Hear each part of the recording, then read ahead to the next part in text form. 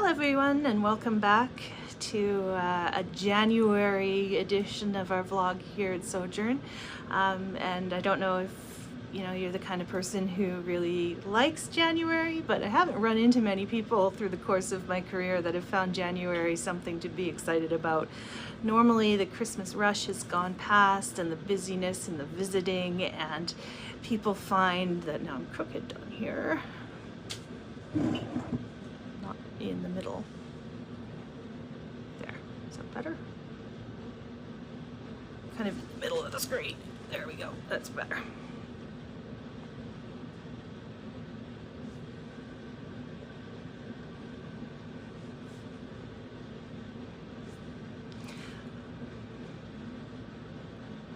Hello everyone, and welcome to January, cold and blustery as it is today, and the day I'm recording this it's minus 28, and it's just starting to get dark and we're about 4 o'clock in the afternoon. So I wanted to chat with everybody today about the January blahs. So most of the time we get January blahs.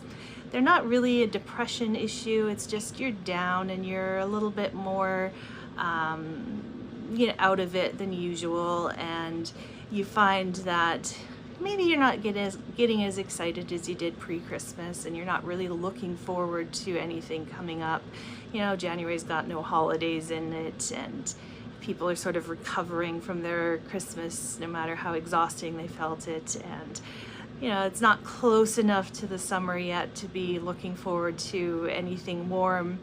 And so a lot of people end up stuck in their houses just sort of watching the world go by.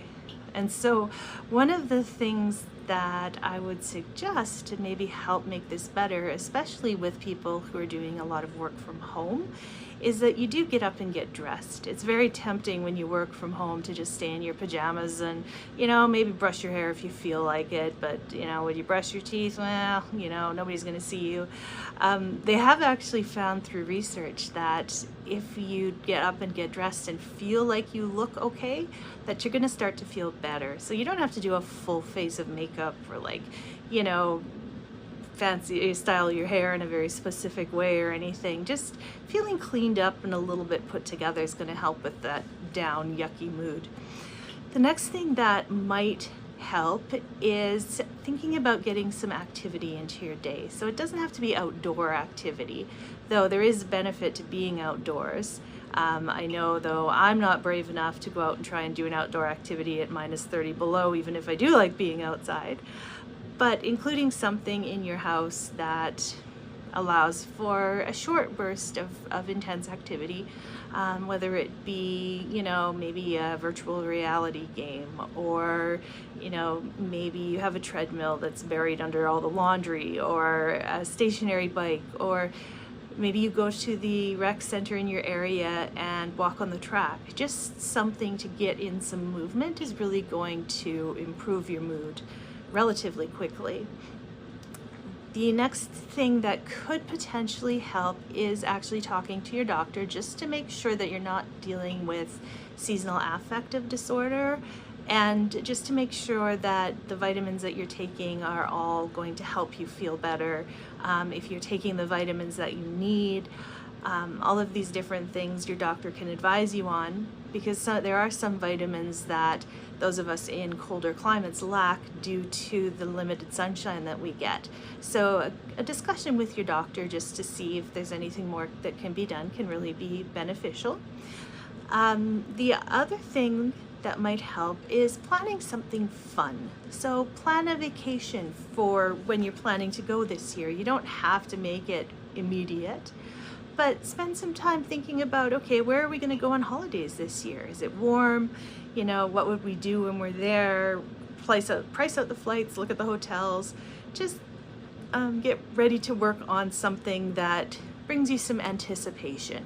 So it helps you remember that, January's not here forever. We're not going to be stuck indoors in the dark for very much longer, and that summer is coming. So it helps you look ahead just that little bit.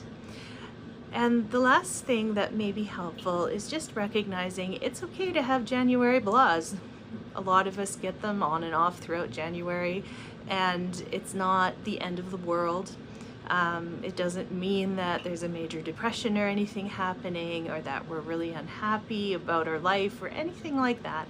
It just is due to the theorists believe it's just due to the lack of light and the cold and then the exhaustion from Christmas. So give yourself a little bit of compassion and recognize that, you know, it's okay to not feel 100% in January for the entire time. And keep an eye on your social life, because sometimes when a person is feeling kind of blah, that tends to diminish. You can take your January blahs out to see somebody that you know, or to, you know, have supper with a person, or go watch movies at a place where somebody has a fireplace perhaps, where it's nice and warm. But don't let the January blahs hold you back if they won't go away. Just take them with you.